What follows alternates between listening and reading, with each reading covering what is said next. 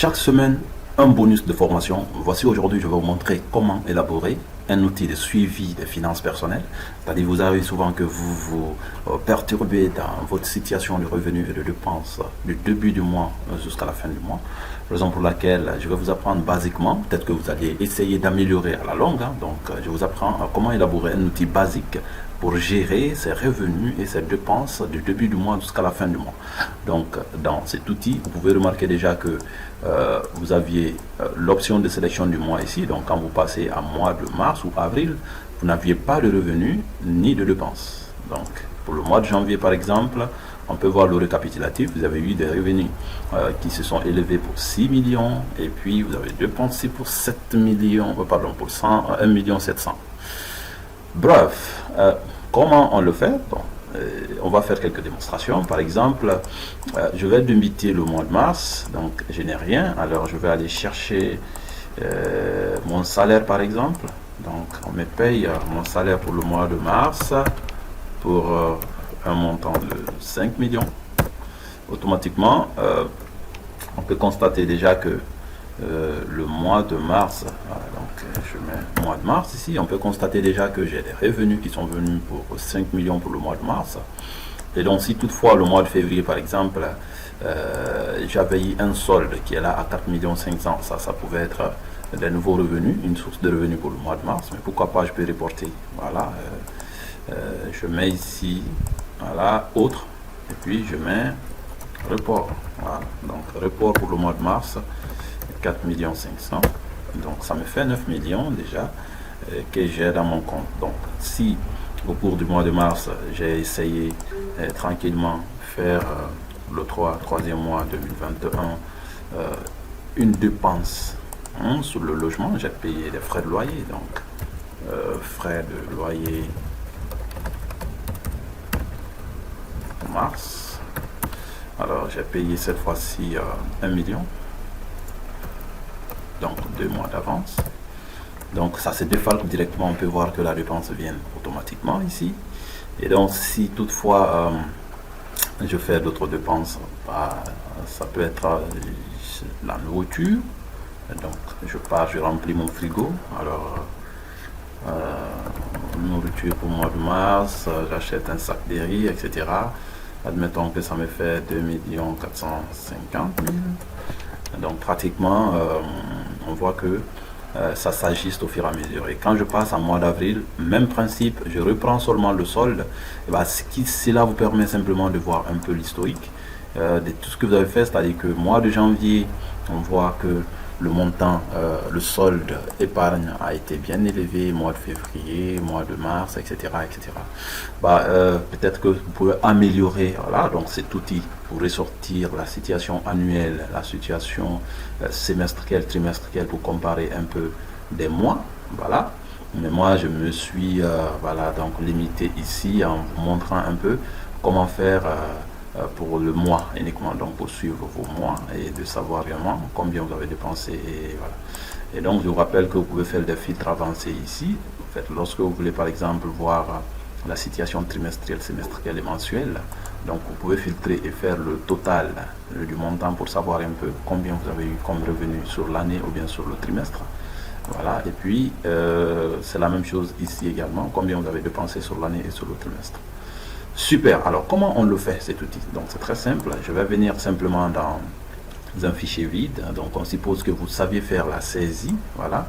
Alors donc pour reporter, vous mettez suivi des dépenses et revenus, vous élaborez un tableau. Ensuite vous présentez juste un journal, donc un journal d'entrée, journal de sortie juste en bas. Voilà, donc ensemble nous allons partir. La première des choses, voilà, je vais commencer à personnaliser petit à petit. Alors je sélectionne cette partie, je vais activer mon onglet accueil, je mets ici en fusion, alors je peux mettre une couleur un peu noire, revenu, donc je prends la couleur verte, dépenses, je prends la couleur rouge parce que là ce sont des sorties, et donc solde, bah, je peux reprendre la même couleur du haut, c'est pas grave, et alors donc là ça marche, et ensuite ici la liste déroulante janvier, février, mars. Donc je vous montre comment on le fait, c'est très simple. Quand vous cliquez ici par exemple, je vais vous montrer en démonstration, vous venez dans données, validation des données, et donc vous venez prenez liste ici, donc dans liste, vous mettez par exemple papa, point virgule, maman, faites entrer. Donc le champ va venir prochainement, vous allez pouvoir sélectionner papa et maman, soit vous sélectionnez papa ou maman. Donc voilà, je vais effacer, je viens d'en donner, je fasse, je fais OK. Donc c'est ce que j'ai fait moi ici pour ressortir un peu les mois janvier, février, mars jusqu'en décembre. Mais voilà, donc en le faisant, prenez soin de mettre les vrais mois correctement. Février par exemple avec absentégule ici, etc. Donc on a élaboré les salaires, voilà, et là ça marche très bien. Alors donc ce qu'il faut faire également c'est les types. Voilà, donc les types c'est un peu en liste déroulante où on peut voir janvier, salaire, etc. Alors donc pour ça également c'est l'onglet données, validation des données qu'on a utilisé. Et dedans on a essayé de sélectionner donc ces éléments qui sont là. Donc en leur sélectionnant dans la liste, ça vient directement de l'autre côté. Et type ici également c'est la même chose, on est venu dans données, validation des données. On a sélectionné ces éléments qui sont là et on a fait OK. Donc dans la pratique, l'outil est voilà donc pas mal prêt. Alors si toutefois en janvier par exemple 2021, je reçois mon salaire, voilà, donc je mets salaire janvier, décembre s'il faut. Donc le 1er janvier c'est décembre, je reçois un montant de 3 millions. Voilà. Et donc en même temps le 2 on me verse par exemple mes intérêts à la banque. Donc intérêt, voilà, novembre, décembre, on met 150 000.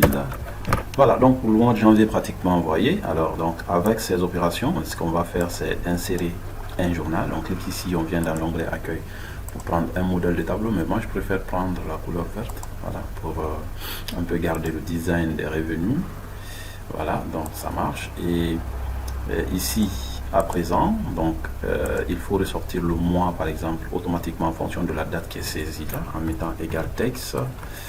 Vous cliquez sur la date, mettez point virgule, entre griffes, vous mettez MMM 4 fois, vous fermez la parenthèse entrée.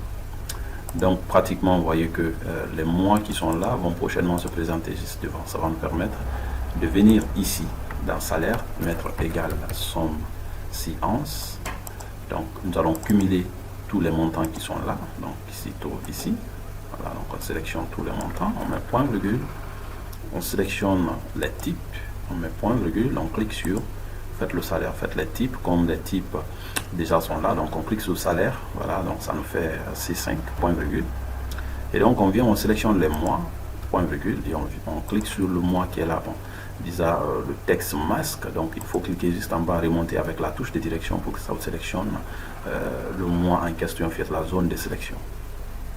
Mais ici mettez $, voilà, entre juste H et 6 et fermez la parenthèse, mettez entrée.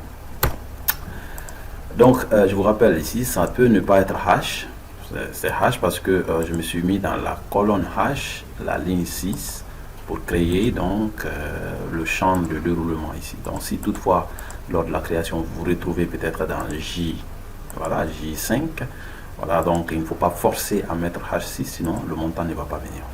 Donc vous allez remarquer quand je passe en février, le montant va bien évidemment disparaître, mais si je passe en janvier ici, voilà, le montant va rester. Donc ce montant il suffit d'incrémenter jusqu'en bas pour ressortir les autres montants. Donc si toutefois je prends un prêt, voilà, je demande un prêt bancaire ou quelque chose comme ça, quelqu'un me prête de l'argent, par exemple Alpha me passe un prêt de 500 000, voilà, par Orange Money, donc je le mets ici directement, ça calcule, et donc je peux faire la somme de toutes mes revenus. Donc mes revenus ici ça fait 8 150 000.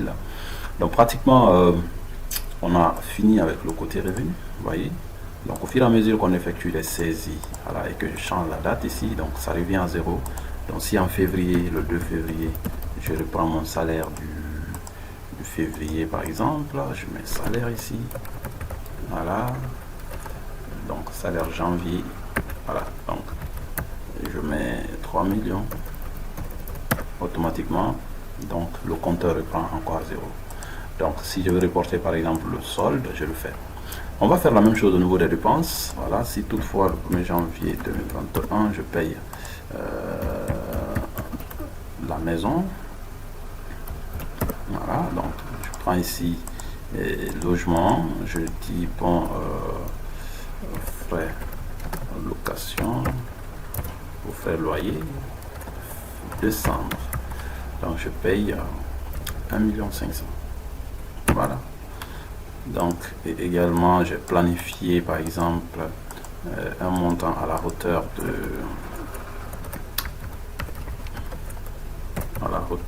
je sais pas, peut-être 600 000 pour manger au cours du mois, voilà, qui va me prendre en charge pour la nourriture.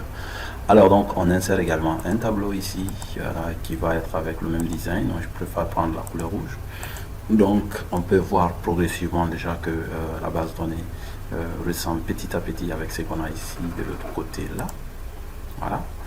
Donc ici pratiquement nous allons faire la même chose en mettant la formule somme-si-ans, où nous allons venir sélectionner des montants point virgule, les types point virgule. On clique sur le logement. Voilà, ici on met point virgule. Là on sélectionne les mois et on clique sur le mois de février. Bien évidemment qu'on n'a pas encore inséré la formule mois ici, mais n'oubliez pas de mettre F4 ou mettre le dollar puis incrémenter. Donc pour le mois, le montant ne va pas remonter, mais dès qu'on essaie de mettre ici texte, voilà, et puis on ressort le mois exact de la date qui est là. Voilà, donc on peut remarquer que le montant va carrément bien se calculer en essayant de prendre janvier ici. Donc on peut voir que le montant ressort très bien. Donc plus on effectue des opérations, plus on peut voir directement le montant remonter, et ça veut dire que je peux terminer avec ma fonction somme pour ressortir le montant dépenses totales. Puis dans le solde, on fait revenu moins dépenses pour voir réellement le solde du mois. Voilà, donc si je continue à dépenser pour le mois, voilà, j'essaie de planifier par exemple un montant pour le transport mensuel. Donc voilà, transport janvier, je me dis que je vais prendre 750, voilà, pour tout le mois. Voilà, donc je vois toujours le solde là. Et donc pour faire des mises en forme personnalisées, alors je peux sélectionner cette colonne, je reporte la même couleur. Ici également je reporte un peu la même couleur. Le solde peut venir de la mise en forme conditionnelle. Vous prenez cette couleur qui est là, donc avec des mises en barre. Ça veut dire que si toutefois vous dépassez le montant, par exemple je mets ici 8 millions, le solde est négatif et ça vous indique en rouge, ça veut dire que vous avez plus dépensé. Mais nous allons laisser le montant qui était là. Voilà. Et dans la pratique, on peut venir dans affichage, on décoche le quadrillage et petit à petit déjà ça va. Et pour en ce qui concerne la stabilisation de l'entête comme celui-ci, il suffit de cliquer là. Donc je vais d'abord désélectionner, j'enlève. Vous pouvez voir que si je ne mets pas ça en remontant, je peux perdre complètement l'entête. Donc vous venez juste à côté de votre journal, vous cliquez sur figer les volets, vous cliquez là. Ça vous permettra directement d'avoir ce style-là. Donc février, voilà, j'ai les revenus, 3 millions, je n'ai pas fait de dépenses. Donc si je paye mon loyer du février, par exemple le 5, deuxième mois 2021, je paye mon loyer pour 1,5 million. Voilà. Donc automatiquement, on peut voir que le solde s'est divisé en deux. Donc là, ça va. Alors donc, c'est comme je vous ai dit tout à l'heure, vous avez la possibilité de faire le bilan, voilà, avec des outils comme ça. Et voilà un peu comment on élabore cet outil. Ce que je vous conseille, c'est de suivre le lien de cette vidéo et aller soit sur ma page, soit sur le compte YouTube, soit sur mon compte LinkedIn ou Twitter. Et je rappelle bien que j'ai des formations déjà en ligne qui sont prêtes, que vous pouvez suivre et apprendre tranquillement à partir de la maison, comme vous venez de le faire ici. Et donc dans la pratique, si vous terminez la formation, vous aviez votre attestation en ligne et vous auriez justement la possibilité, si toutefois vous avez des bloquistes, de passer au cabinet ou à tout moment de me contacter partout où vous seriez. Je peux vous venir en assistance avec Zoom, Meet ou d'autres logiciels d'assistance en ligne. Merci beaucoup et donc bonne journée à vous. Ciao.